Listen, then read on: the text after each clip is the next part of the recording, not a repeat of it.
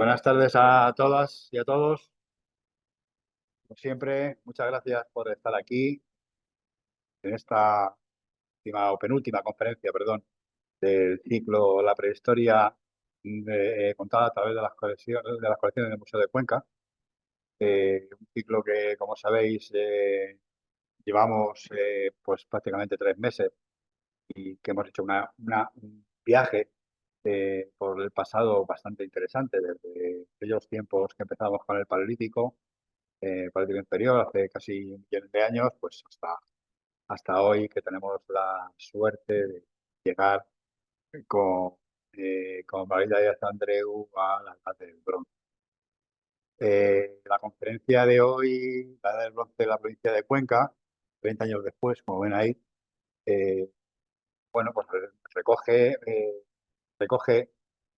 gran parte de las investigaciones que se hicieron en su momento, muy interesantes, la verdad es que ahora muy interesantes y muy novedosas, de lo que comentábamos, lo que llevamos comentando desde el principio, ¿no? En aquel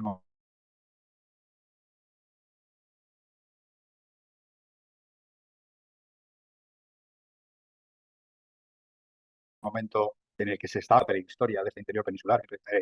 Hemos jugado un partido distinto que todas los yacimientos del Levante o los yacimientos del sur. Bueno, pues aquí había investigadoras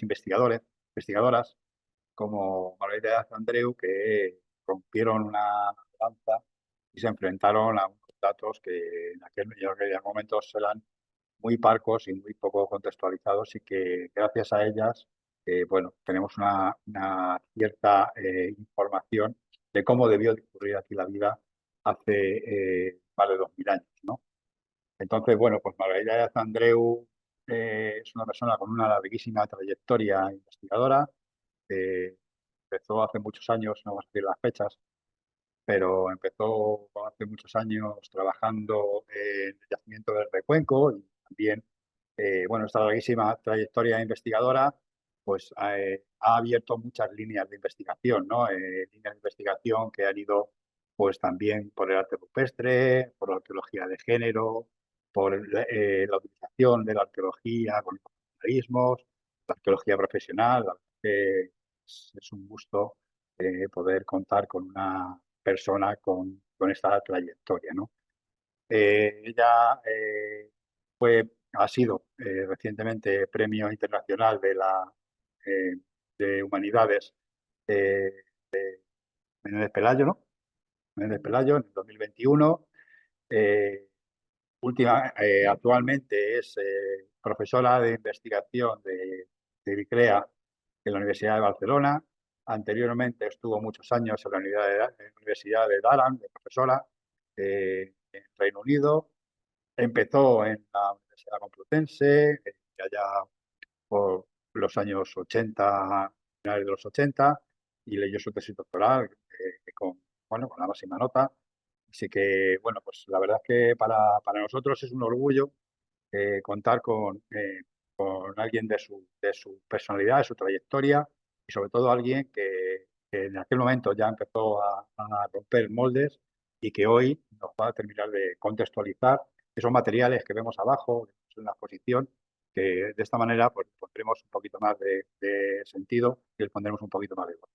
Así que sin nada más que contarles, decirles lo de siempre, que aprendan, disfruten y difundan. Le dejo con ella, que seguramente sea más interesante que lo que yo les voy a contar. Muchas gracias.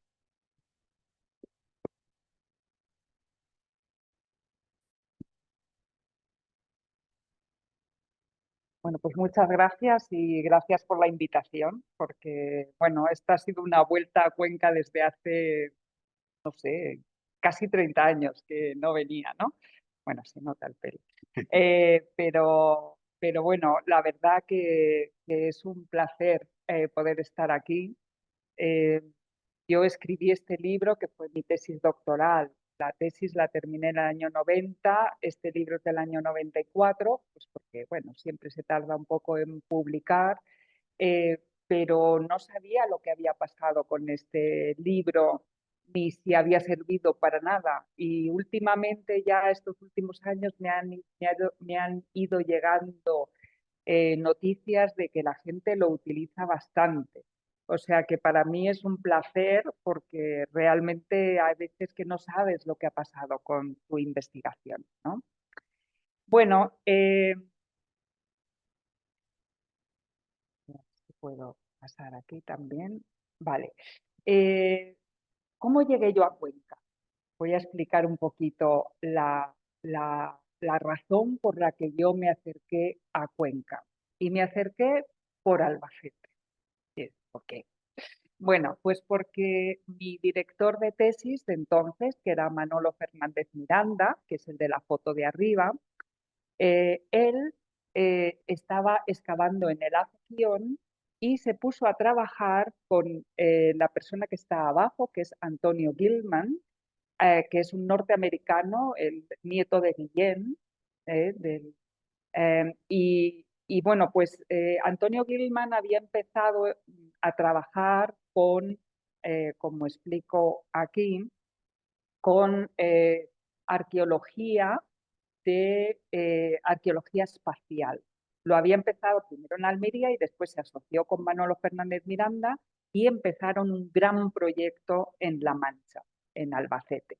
Y entonces yo dije, bueno, pues entonces yo voy a hacer algo paralelo, me voy un poquito más al norte, a Cuenca, y así puedo comparar datos con ellos. Lo que pasa es que yo acabé en 1990, leí mi tesis y ellos terminaron publicando en el 2008, con lo cual no pude comparar nunca nada porque ellos no habían hecho el trabajo o por lo menos no habían eh, procesado los datos. Bueno, pero con Antonio Gilman yo sí que estuve en aquellos años ayudándole un poco a buscar los sitios por Albacete y aprendí varias de las técnicas que después utilicé para mi tesis doctoral. Otra de las personas que fueron esenciales en estos primeros momentos fue quien dio la charla anterior aquí, que es Maribel Martínez Navarrete. Ella me pasó bastante información que había ido recogiendo sobre Cuenca cuando ella hizo su tesis doctoral. Lo que pasa es que desde que ella había terminado hasta que yo empecé, había habido la concentración, había ocurrido la concentración parcelaria. Y ella tenía todo y se coge el camino de la era y después se tuerce a la derecha. No existía ya ningún camino porque todo, la concentración parcelaria había hecho que toda la red viaria del campo cambiara. Y además yo descubrí en ese momento que los topónimos no son fijos en el tiempo. Los topónimos cambian, depende de la persona que te los diga, y también cambian a lo largo del tiempo porque, pues como las modas, pues hay veces que una cosa se llama de una manera y la siguiente generación le llama de otra. Con lo cual, yo allí no encontraba nada. Varias visitas al campo y realmente dije, no, esto no puedo utilizar estos datos, o los utilizaré en lo que pueda, pero tengo que empezar desde cero. También me ayudaron mucho en los primeros momentos el grupo de espeleología Lobetum, que estaba en aquel momento que había, bueno, para las visitas a las cuevas, cuevas funerarias, porque yo lo que empecé fue entonces a mirar toda la documentación que había e intentar buscar los sitios. Y bueno, pues con ellos estuve y bueno, me di cuenta ahí de lo peligroso que son algunas cosas porque yo lo veían todo facilísimo. Pero claro, a una persona sin experiencia como yo, bajarme de repente por una pared de 4 metros, pues a veces no es tan fácil. Pero bueno, me ayudaron mucho, realmente. Y también, como Maribel en ese momento estaba cambiando para trabajar en otra zona, lo que ella me pasó fue la excavación del Recuenco, que creo que en total hice 3 campañas, la primera con ella y después 2 sin ellas, que es un yacimiento que está en Cervera del Llano, Y bueno, lo tradicional hasta ese momento, bueno, y aquí está Maribel con los dueños del terreno, que nos llevábamos fenomenal con ellos. Y bueno, pues hasta ese momento la gente que hacía las tesis doctorales estaban basándolas en datos de excavación. Pero claro, el sistema de las universidades había cambiado. Yo no podía hacer una tesis en 4 años que nos daban entonces sobre la base de excavaciones que además tenían muy poca subvención. No había manera, porque el estudio de materiales lleva muchísimo tiempo. ¿Y qué podía sacar de aquello? Podría haber sacado lo suficiente para una tesis doctoral y para la tesis doctoral que a mí me apetecía hacer, pues no. Entonces, bueno, pues seguí con el recuenco, pero realmente eh, empecé a pensar en otras formas, ¿no?, de hacer. Bueno, aquí he traído algunas fotografías del Recuenco, es un sitio tipo Morra, en la parte a un lado, digamos, de un alto, tiene una acumulación, pues porque hay muros y entonces la tierra se va poniendo encima y aquello forma entonces una especie de una especie de montículo. Excavamos, salieron como varios muros de protección y, bueno, rápidamente, porque la conferencia no va de esto, pero bueno, encontramos pues un empedrado donde se habían dejado algunos cacharros, muchos cacharros completos, algunos rotos, estallados, ¿no? Pero parece que los habían dejado boca abajo para que no entrara el polvo, seguramente, preparaditos para volver y nunca volvieron. Y todo colapsó. Tenían estas paredes de piedra y después era de tapial. Hicimos, por ejemplo, estudio de las plantas, porque al hacer el tapial se hace con plantas y entonces pues se puede saber por las huellas qué tipo de plantas había en ese momento. Entonces salen cultivos que se estaban haciendo en aquel momento y otro tipo de plantas. Eh, También publiqué sobre la geología de la zona. Bueno, hubo no sé cuántos artículos saqué sobre el recuento. Y en estas campañas, bueno, pues traje material al museo de todos estos cacharros que se encontraron casi completos, estallados o rotos, pero vamos, estaban restauraditos y bueno, sería bonito en algún momento el reconstruir ese área.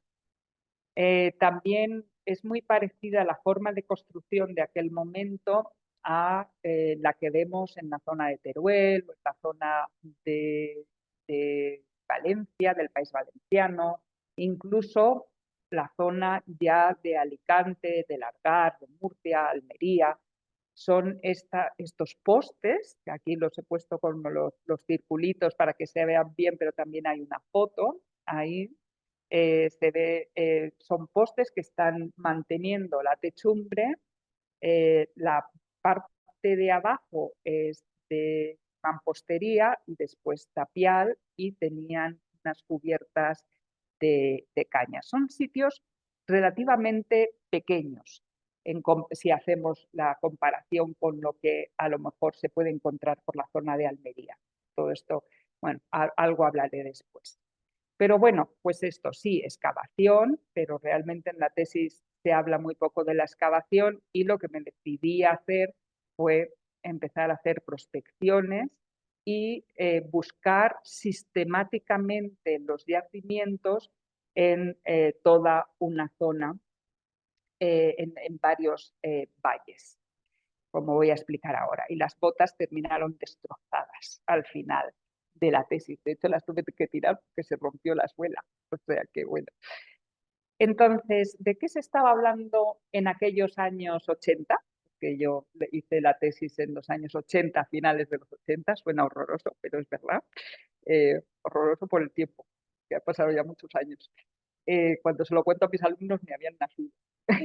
Y esto no gusta nada. Bueno, pues se estaba hablando, por ejemplo, esto en edad del bronce, Calcolítico del bronce, se estaba hablando del horizonte de hornazos. También aquí ha habido una conferencia sobre hornazos.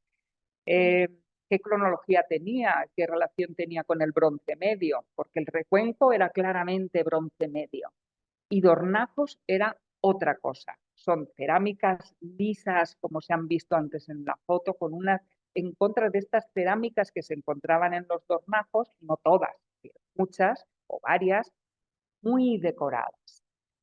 Pero la cronología que les había salido en aquel momento de carbono 14 era de bronce medio. Y yo decía, esto no puede ser, no tiene nada que ver. Pero en ese momento estaba ahí el debate. Y lo que yo, viéndolo y sin saber muchísimo de campaniforme, decía, pues esto parece campaniforme, que es un tipo de cerámicas muy decoradas que se encuentran por todo el occidente de Europa y que hay varios estilos y lo que yo dije es esto es un estilo de campaniforme que es diferente al ciempozuelos, que es el que se encuentra por Madrid y todo esto. Y también, bueno, que los Dornajos parecía que aquello era un yacimiento raro, que aquello no podía ser un hábitat, ¿no? Y lo que hice fue poner las cerámicas con decoración interior, que esto era un mapa, lo de los cuadraditos, era un mapa que había sacado, que había publicado Harrison en el año 77, y yo puse los dos rasgos en circulitos y quedan dentro. Claro, está perfecto, o sea, es, digamos, incluso se podría decir, pero yo ya no me atrevo y yo no soy especialista en cerámica campaniforme, que la cerámica cien pozuelos o las decoraciones del bordecito por arriba eran una derivación del dornajos. El dornajos está totalmente decorado por dentro, pero bueno, es que no, que aquello no era bronce medio. Y entonces sobre esa base ya monté la cronología, digamos, con la que trabajé en el proyecto de investigación. Entonces, por una parte ya yo puse la cerámica de hornazos en el bronce inicial, es decir, poquito antes del 2000, principios del 2000 o 1900, 1000 antes de Cristo. Mientras que el bronce medio ya son estos años más acercándose a la mitad, son las centurias posteriores, que son yacimientos con mucha más entidad, por lo menos algunos de ellos, y en aquel momento Maribel Martínez Navarrete había publicado o publicó un artículo en el que hablaba de morras, motillas y castillejos, porque en La Mancha toda la gente decía, no, todos son motillas, que son como en zonas lagunares, como una especie de torre o de pobladito en una islita eh, allí, como es el Afición en Albacete.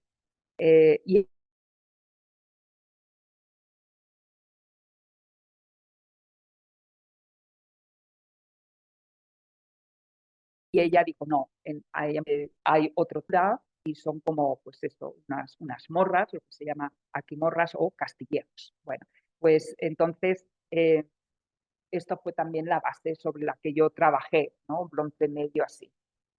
Bueno, ¿de qué se estaba hablando a nivel internacional en aquellos momentos? Pues de la arqueología social y de la complejidad social, del origen de la complejidad social, de cómo se pasa de de unas estructuras sociales más bien sencillas, igualitarias, quizás no totalmente, pero bueno, en un control social en el que es yo te doy y tú me das, bueno, hay en la jerarquía dentro de las diferentes bueno, familias o personas no es tan fuerte, la jerarquía no existe o es pequeña.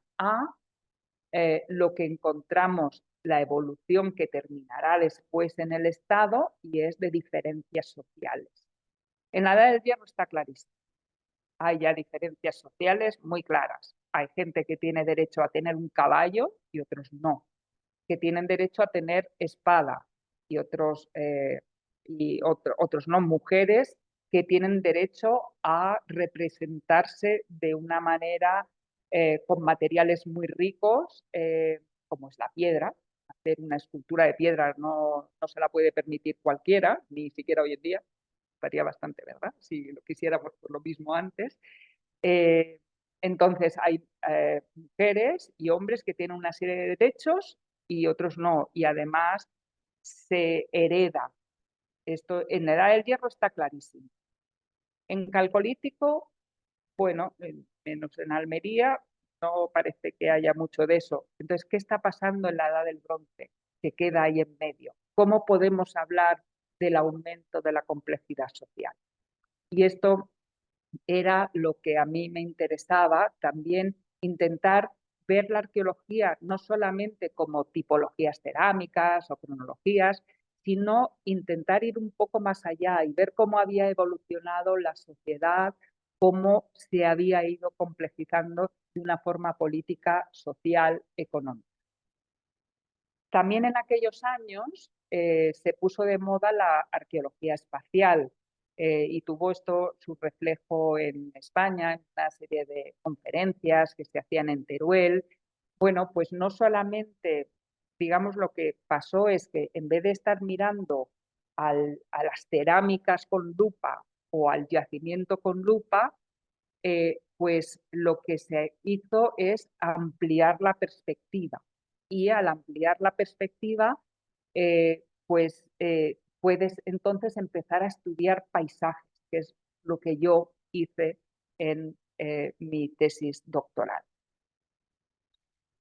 Bueno, entonces, ¿qué hice? Pues vamos a ver, yo tenía con la literatura, eh, me decía que había diferentes tipos de sitios. Por una parte, asentamientos, que sobre todo voy a hablar de asentamientos aquí de poblados, digamos. Eh, por otra parte, había lugares de enterramiento y, bueno, y podía haber otra serie de yacimientos de menor entidad, y a veces ni siquiera se sabía muy bien la cronología, como sitios donde se ha trabajado la lítica, que se ha estado trabajando hasta hace nada. Yo en el Recuenco, en una de las últimas campañas, traje a un señor de un pueblo de por allí, al lado de Cervera del Llano, a que le enseñara a los estudiantes cómo trabajaba el sílex con un martillo para hacer lo de la trilla, ¿no? Entonces, bueno, o sea, el sílex se está trabajando hasta hace nada. Y, por supuesto, en Edad del Bronce también puede haber talleres de sílex porque se ha estado utilizando. O sea, no es que empiece la utilización del metal al principio, sobre todo en el Calcolítico, no es una utilización para guerras, para violencia, al principio es decoración, es una forma, bueno, pues lo debieron descubrir y sobre todo aquí en la península ibérica casi de casualidad. Solamente cuando llega el bronce, el metal empieza a ser útil como herramienta de trabajo y como herramienta para la violencia. Es decir, estamos hablando de la del bronce, pero había muy poco bronce por aquí. En otras partes de Europa puede haber más, pero aquí había bastante poco. Eh, y hablamos de edad del bronce, pero solamente empieza el bronce casi aquí en el bronce final. ¿Eh? Bueno, entonces, eh, la metodología que seguí para la tesis, entonces fue, bueno, repasarme todo lo que se había publicado y esto significó pues que había publicaciones en revistas de espeleología catalanas. Ahora me he estado escaneando muchas cosas y he redescubierto cosas que se me habían olvidado, ¿no? Pero la información estaba muy, muy dispersa. Entonces, publicaciones colecciones en museos, pero realmente hice muy poco de esto y en aquel momento no estaba en su mejor momento, creo, las colecciones de aquí y sobre todo prospección.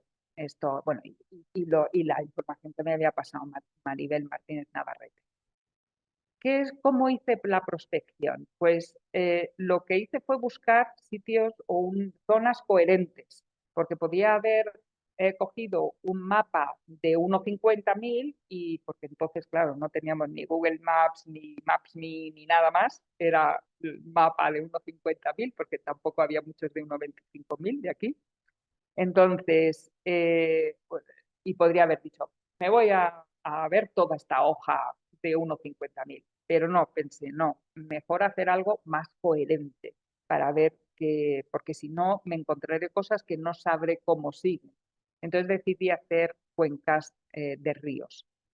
Y después, claro, hacer una prospección, hay muchos tipos de prospección. Se puede hacer andando a 5 metros 2 personas o un grupo, pero imposible, no te puedes hacer una cuenca de un río así. Y yo sabía que los sitios de la Edad del Bronce, o por lo menos los conocidos, puede haber otros que no los tenemos tan controlados, los sitios de la Edad del Bronce los conocidos, estaban en altura, con lo cual yo con un coche que en mi casa habían dicho que, muy peligroso este coche, no hay que, me lo dejaron y aquí el coche echó humo, porque de arriba abajo me empecé a recorrer yo toda la provincia, ¿no? Bueno, o los sitios lo que yo había elegido. Vale. Después, cuando localizaba un sitio, o sea, yo me iba sistemáticamente a todos los sitios que me parecían que se me puede haber escapado alguno, pero bueno, como explicaré, tengo muchos más, o sea, casi dupliqué el número de sitios que se conocían en cada una de las comarcas, sitios prehistóricos. Bueno, entonces, una vez que encontraba el sitio, después, en un momento posterior, volvía y hacía estos croquis bueno, pues para ver cómo era el yacimiento, como un pequeño plano, un croquis topográfico para dar una idea de cómo era aquel sitio. Pues de la izquierda tendrá 2 sitios, 2 montículos, pero como veis son muy pequeños muchas veces. En este caso estamos hablando el de la izquierda como de 20 metros y el de la derecha es más grande, pero tampoco es una cosa mucho más grande. Y cuando había restos de muros, como en este de la derecha, que es el Otero de la Ventosa, pues intentaba dibujar por donde había estado una posible muralla, en este caso de cerramiento. Bueno, son sitios muy pequeños. Cuando yo di una charla al día siguiente de leer la tesis en un congreso de Edad del Bronce, me dijeron que a dónde iba yo, que aquello era enano, no podía estar hablando de lo que estaba hablando con sitios tan pequeños. Y bueno, quizá tengan razón, quizá la gente vivía en otros sitios y cuando había problemas subían arriba y se refugiaban en estos sitios. Pero como verán, pues realmente funciona espacialmente lo que fui encontrando. Y después, una vez que los tenía todos localizados, lo que apliqué fue una técnica que, a ver, esto ya tenía muchos años, pero no se había utilizado tanto en arqueología hasta los años 70, 80, que eran estos polígonos de Thyssen, para ver hipotéticamente si dividiéramos todo el territorio entre los sitios que había, ¿tienen territorios semejantes? Y como veremos, sí. Bueno, ¿cómo estudiar la complejidad social? Pues en parte fue a través de los tipos de sitios, o sea, yo puedo comparar yacimientos con yacimientos o puedo hablar de los yacimientos de habitación, quiero decir. o puedo hablar de los lugares de enterramientos, de las diferencias que hay, las diferencias que hay en la cultura material que se encuentra, o también la influencia del medio la tuve en cuenta. Por eso hice 3 prospecciones en cada una de las comarcas, de las grandes comarcas. Iba a hacer 7, pero solo me dio tiempo a 3, así es que elegí una en la Alcarria, una en la Mancha y otra en la Serranía. Y esto es lo que fui encontrando. Bueno, por una parte, empecemos entonces con la Alcarria. Sobre el poblamiento, bueno, o en general sobre la arqueología, que es el mapa que tienen a la derecha, estos son los sitios que se conocían cuando yo empecé la tesis. No sé cuántos serán, 6, 7, 7 sitios prehistóricos. 7 sitios y eran, en casi todos los mapas, los puntitos están relativamente cercanos a Cuenca. O sea que esto está muy visto en arqueología que, claro, quien va a buscar sitios, pues se da un paseo desde donde vive y donde vive la gente que le interesan las antigüedades, pues normalmente no en un pueblo pequeñillo en la Alcarria, sino que vive en la capital, Cuenca. Y entonces, pues casi todos los sitios están relativamente cercanos a Cuenca. Bueno, se conocían sitios, pues esto, como el Castillo de Huete, o bueno, hay otros, pero la información que había sobre la Alcarria era muy escasa.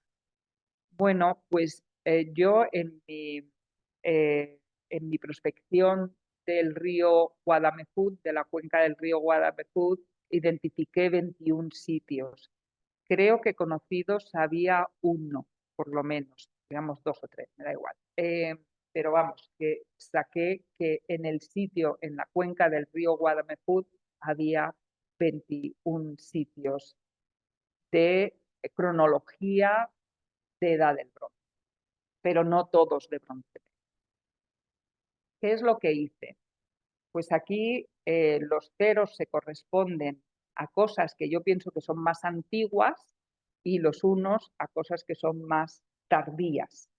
Y entonces, bueno, pues fui viendo, o sea, esto fue con la experiencia y fue al final, o sea, que si tenían determinadas formas, que si tenían cerámica de hornajos, etcétera. Y entonces, con esto ya dividí los sitios entre los del bronce antiguo y los del bronce medio, porque del bronce final sí que fui viendo algunos sitios, pero se encontraba muy poco. ¿Y por qué?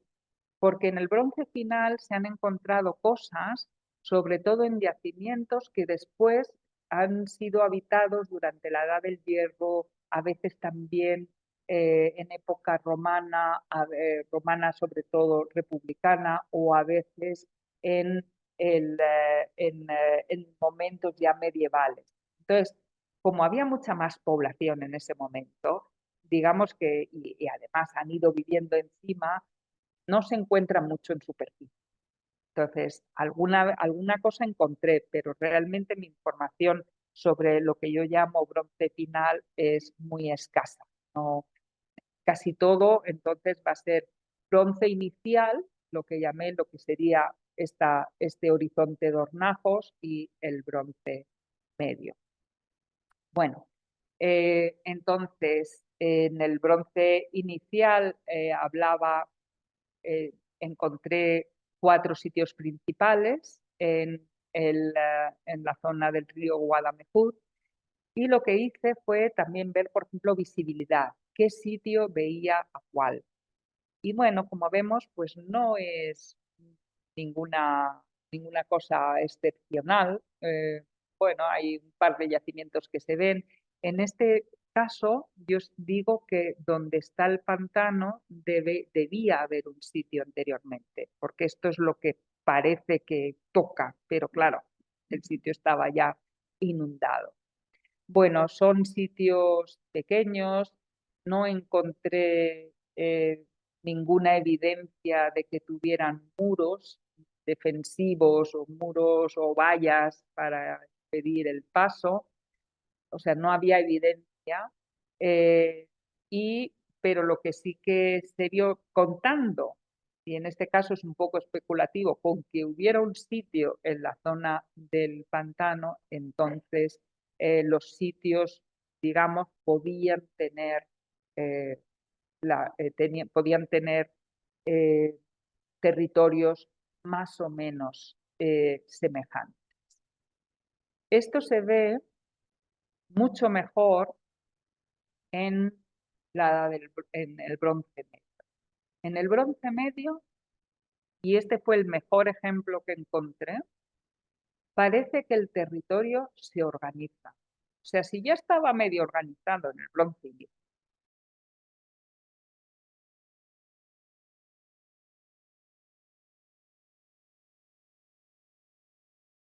inicial, en el bronce, fíjense cómo están como vigilándose los unos a los otros, eh, y sobre todo, bueno, aquí son ejemplos de los sitios que encontré, como siempre, muy en alto, y cuando alguien vive tan en alto y es muy incómodo tener que subir hasta allá, es porque tiene miedo, porque si no, uno no se va arriba. Y esta es la diferencia, por ejemplo, en la época romana de los primeros siglos, que están todavía arriba y después bajan a los valles. En el momento que se ha pacificado la zona, ¿para qué vas a estar haciendo el esfuerzo de subir arriba y tener que subir con el agua? No, es una pesadez. Entonces, si están viviendo aquí es porque hay una cierta violencia, porque hay una cierta violencia en el territorio.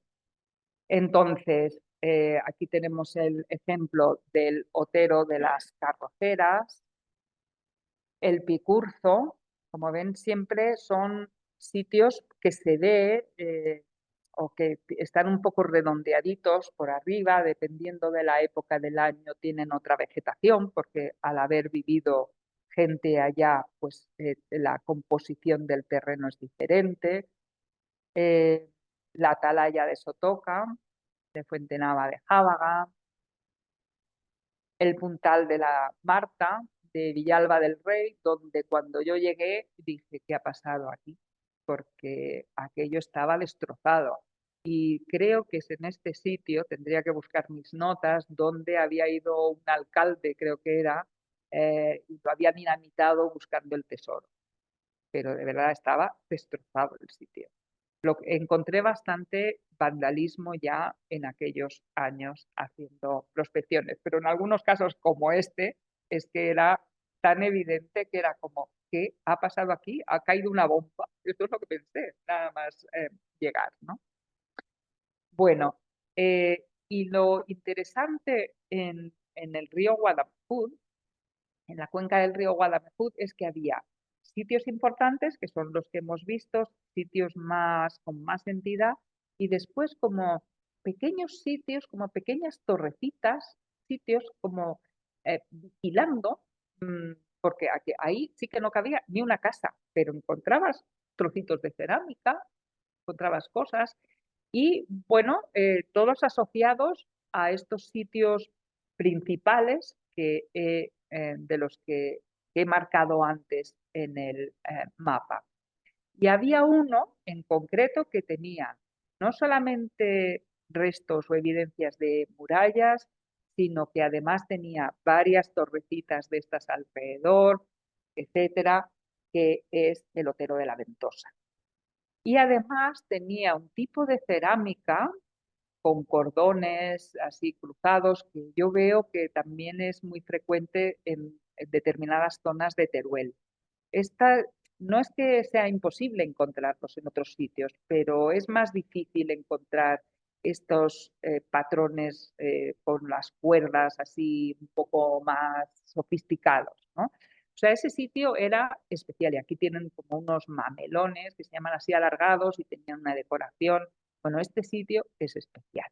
Eh, con grandes vasijas, aquí las de la derecha, perdón, las de la izquierda, son de gran tamaño, con lo cual ahí estaban almacenando, no sé, pero fue muy interesante ver cómo había como determinadas piezas o varias piezas que iban cayendo y todos apuntaban a que ese sitio debía ser especial. Cuando hice los polígonos Thyssen, bueno, me salió esto, que lo que hice después, dije, bueno, pues mira, no van a estar, uno va a tener hasta mitad del camino hasta llegar al río. Me parecía que el río debía ser, digamos, como el término municipal, ¿no? Por así aclararnos, con respecto a los de la otra parte del río. Y realmente los polígonos nos están indicando que el territorio estaba bien organizado, ¿eh? En esta zona. Y yo, esto no está fabricado, porque yo iba recorriéndome por todo con el mapa, buscando sitios, y solamente fue al analizar los datos cuando me encontré con esto, ¿vale? No es que estuviera descartando zonas porque ya había encontrado un sitio. No, yo me lo iba peinando todo, si no, no habría encontrado esas pequeñas torrecillas, puestos de control. Me lo iba peinando todo y salió esto. Que si entonces vemos cómo podía estar organizado el paisaje, cuáles eran los más importantes, pues o por tener murallas o por tener alguna cosa especial, es el Otero de la Ventosa que he dicho y dos más alejados. O sea, es que realmente estaba muy organizado este paisaje. Esto no se crea por casualidad. Esto es gente hablando, acordando cosas, bueno, cada uno en su pueblo y tal, pero con cierta regulación a nivel ya más macro. Bueno, ¿qué encontré en la serranía? Bueno, lo de la Alcarria a mí me encantó, ¿eh? Y esto que era un paisaje, había, bueno, supongo que seguirá ahora igual, pueblos que no tenían ni cura, ni bar, nada. Yo me quedé totalmente, para mí no es que ni me lo imaginaba que eso pudiera. O sea, la España vaciada en el año 80 estaba clarísimamente ocurriendo, ¿eh? En esa zona. No sé lo que habrá pasado en la Alcarria, pero vamos, si estaba en los años 80 sí, ahora ya no sé. Bueno, no había eso, no había nada, no había nada. Bueno, la serranía. La serranía, mm, lo que, bueno, estos son lo que se conocían, los sitios conocidos en aquel momento. Hay sitios más alejados de Cuenca, pero porque eran muchos espeleólogos que se metían en cuevas, hay noticias de cuevas que pueden haber sido de enterramiento, pero o te dicen hemos encontrado cerámica, pero no te dicen mucho más, estas publicaciones, y yo fui a lo que pude, pero no me pude visitar todos los sitios. Pero lo que sí que hice fue un barrido sistemático hasta donde pude de todo lo que se había publicado hasta entonces. También existen estas cerámicas más antiguas o se habían publicado en algunos sitios y también encontrábamos algunos problemas con la cronología de nuevo. Yo no sé, creo que la Edad del Bronce tiene un problema cronológico ahí y espero que ya lo estén resolviendo. Pero bueno, lo que hice fue decidir prospectar el río Cabriel, pero claro, el río Cabriel es enorme, no lo podía hacer todo, y entonces para eh, coger una zona coherente, dije, bueno, pues entre este punto que tiene la cota del cauce, la altura es de 920 metros, hasta esta otra, ¿vale? Y esto es lo que hice y más o menos es una zona semejante a la que había hecho en la Alcarria. Y ahí encontré pues estos 8 yacimientos que de nuevo, en este caso del bronce inicial no encontré gran cosa, con lo cual no puedo decir mucho, pero sí del bronce medio y de nuevo encontramos esta regularidad en el paisaje. Los sitios, a lo mejor puede haber dos sitios cercanos, pero entonces si están muy cercanos, hasta el siguiente habrá mucho trecho. Y ya digo, esto no es que yo dijera, pues como están muy cercanos no voy a buscar por aquí en medio. No, me lo pateé, se me perdieron estudiantes por el monte, bueno, pasó allá de todo. Hubo una granizada con unas bolas de granizo enorme. Bueno, no, me lo pateé y nos lo pateamos mucho, todo el terreno. Y bueno, pues de nuevo vemos esta estructuración del paisaje. En La Mancha, aquí sí que vi sitios más como del bronce inicial, en este caso es la cuenca del río Belvís. Bueno, no está muy claro en este caso y lo que me di cuenta es que al ser terrenos tan... O sea, en este caso la cuenca del río, claro, en La Mancha no tiene mucho sentido. Aquí tendría que haber hecho una prospección de mayor terreno. De todas maneras, cuando por fin pude comparar con lo que se había hecho en Albacete tampoco hubiera funcionado esto. No sé, yo veo los mapas de Albacete y digo, bueno, es que no lo entiendo esta división del territorio. Y aquí, bueno, puede parecer que tienen territorios semejantes, pero es que esto puede ser muy engañoso. Nos falta información para realmente decir así sinceramente que está estructurado el paisaje. Está medio estructurado, pero me hubiera faltado hacer eh, zonas mucho más mayores, ¿no? Además, más grandes para poder comparar realmente.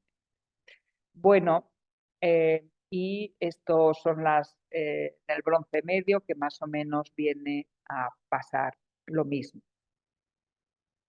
Bueno, ¿qué ha pasado desde que yo terminé? Bueno, y no he hablado de enterramientos. Claro, yo la forma de la prospección o lo que realmente aporté en mi tesis fue más sobre los asentamientos y lo que vi es que había semejanzas y supongo que también en La Mancha, pero desde luego hay semejanzas entre lo que está pasando en la Alcarria a la hora de la estructuración del paisaje, lo que está pasando en la Alcarria y lo que está pasando en La Mancha.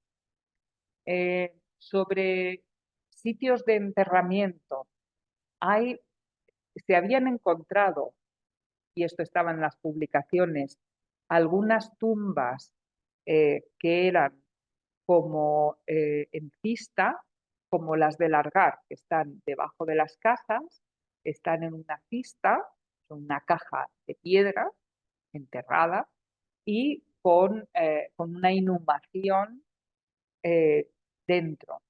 Pero se conocían que una, dos, sin embargo sí que conocíamos, sí que había varias noticias, tanto en La Mancha, la Cueva del Fraile, como en otros lados, en la serranía sobre todo, no en Alcarria, de lugares de enterramientos en cuevas.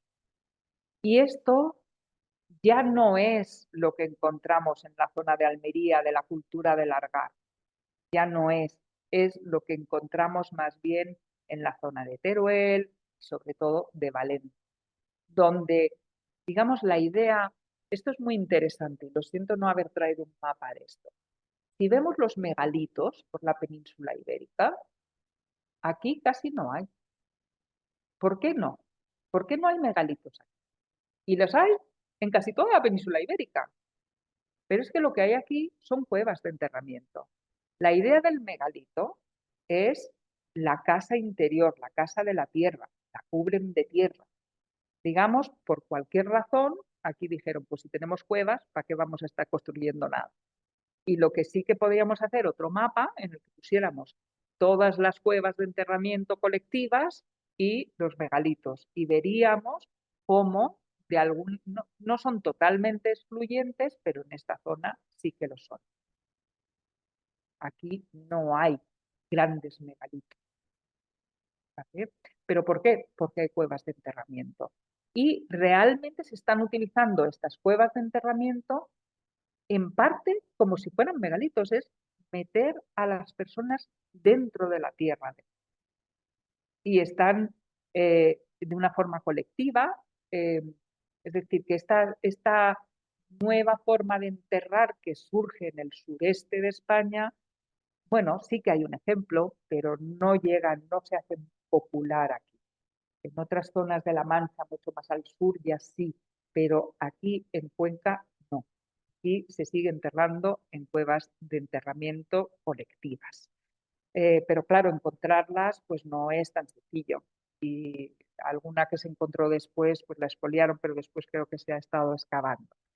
Bueno, pero volviendo a esta diapositiva, lo que quería decir es que lo que se ha estado haciendo desde entonces, sobre todo en poblados, ha sido, bueno, lo que viene es a reiterar este tipo de poblamiento y que hay sitios que tienen una riqueza que otros no tienen. O sea, no todos los sitios tenían la misma jerarquía. Lo que estamos viendo es una jerarquización del paisaje. Hay sitios más importantes y hay otros que son menos. Y todos están organizados también. O sea que esto ya supone un grado de complejidad social, ya no son lo que había antes de que la gente podía ir andando por el terreno o moviéndose por el terreno, que también hay que estar un poquito organizados para esto, ¿no? Pero ahora ya son asentamientos fijos. Y eh, si pasamos a esta, lo que yo dije también en aquel momento y en una serie de publicaciones es que lo que yo veía es que si la complejidad social había empezado en la zona de Almería, en la cultura de los millares, que se llama, que ya tienen unas torres y unos bastiones, todavía siguen enterrándose en megalitos y tal, ahí en ese momento solo se encuentra eso ahí, en esa zona del sureste. Y Antonio Gilman había sido, esa publicación anterior, lo que había estudiado es por qué. ¿Por qué en la zona más seca de Europa, precisamente, es donde aparecen todos esos poblados con murallas, con bastiones? Y su opinión era que, que era precisamente el control del agua, un poco como Mesopotamia en pequeño. ¿Vale? El control del agua lo que había hecho el que las sociedades se organizaran y, digamos, para organizarse le tienes que dar poder a alguien, pero ese alguien una vez que toma el poder ya no lo suelta y entonces utiliza la extorsión para mantenerse en el poder. Digamos, esta es la idea de cómo se llega a la complejidad social. ¿Por qué además? Porque en el momento que te asientas y vives en un poblado y cultivas, por ejemplo, un olivo tarda años en empezar a producir. O si tú plantas una cosecha. Es muy fácil que venga otro y te ponga aquí un puñal, aunque sea de cobre o aunque sea de sílex, y te diga o me das todo o aquí este será tu último día, ¿no? Quiero decir, el momento que tú has invertido en la tierra, ya tienes el problema de que necesitas protección y es muy fácil extorsionar. En el momento que tienes posesiones, es muy fácil que necesites a alguien que te proteja. En el momento que necesitas protección, lo que necesitas es de bandas que pueden venir a robarte y empiezan los poblados a ponerse murallas. ¿Cómo además puedes conseguir, eh, digamos, que sobre todo para un futuro, cuando tú ya te haces mayor, puedas seguir viviendo, puedas seguir, necesitas tener muchos hijos? Ahí empieza la diferenciación social y desde luego la diferenciación de género, ahí empieza sí o sí. Si podía haber existido antes también, pero a partir de ese momento el valor de la mujer, si en cazadores recolectores las mujeres no pueden tener hijos, solamente pueden tener hijos cada 5 años, porque si no se les van muriendo por el camino, porque los niños son muy débiles, los bebés, las niñas, son muy débiles. Cuando tú estás asentado, esto cambia. Puedes tener familias numerosas. Te conviene tener mucha familia. Y entonces las poblaciones empiezan a crecer. Por eso vemos, y lo vemos en Cuenca también, del Bronce inicial, que son sitios muy pequeños y son menos yacimientos, de repente empezamos a ver más yacimientos y sitios algo más grandes. Y esto empezó a pasar ya en esta zona del sureste en un momento anterior, y cuando las poblaciones crecen, llega un momento que empiezan a expandirse, ¿vale? Porque ya no hay terreno para seguir. Entonces empiezan a expandirse y entonces nos podemos explicar cómo aparecen los poblados en altura, con murallas o no, en la zona del País Valenciano, la zona de La Mancha, hasta la Serranía, hasta Teruel, o la zona del occidente, del oriente, pero la zona oriental de Andalucía. Porque más allá, si nos vamos a la zona de Madrid, mientras que aquí en el Bronce Medio hay sitios en altura, en Madrid están con unos fonditos de cabaña, yendo de un lado para otro. Es una arqueología totalmente diferente. Ahí no llegó lo que llegó aquí a Cuenca. Es muy diferente. Lo que estamos viendo es la expansión de ese modelo de vida argárico, que por supuesto no viene con todo, porque no viene con esos enterramientos en pistas. Bueno, aquí la gente sigue enterrándose en cuevas colectivas, no la forma argárica. Eso no llegó ni siquiera al País Valenciano ni a ningún otro lado. Pero lo que estamos viendo entonces es cómo ese modelo que ha empezado en el sureste se expande y llega en el segundo milenio antes de Cristo aquí a la zona de Cuenca. Con lo cual, sí, se puede hablar de esta complejidad social que está muy clara aquí ya en Cuenca, bueno, muy clara o muy clarita, porque lo que nos vamos a encontrar después en la Edad del Hierro es muchísimo más. Y después romano, ¿para qué vamos a contar? Quiero decir que la cosa va a seguir aumentando, pero la edad del bronce ya claramente tiene estas semejanzas que nos están enseñando que aquí ha pasado algo. Y bueno, pues gracias, y esto es lo que hice hace ya más de 30 años. Bueno, muchas gracias, Margarita, que ha sido muy, muy interesante, sobre todo esa visión de, a partir de los restos materiales, cómo llegamos a la complejidad social y a la estructuración. Por supuesto, esa propuesta, ¿no? De, a partir de la organización de los yacimientos, cómo podemos llegar a estudiar sociedades, ¿no? No solamente a partir de los materiales, que también, sino a partir de esa estructuración, ¿no? Si hay una organización del territorio, tiene que haber gente que la organice, y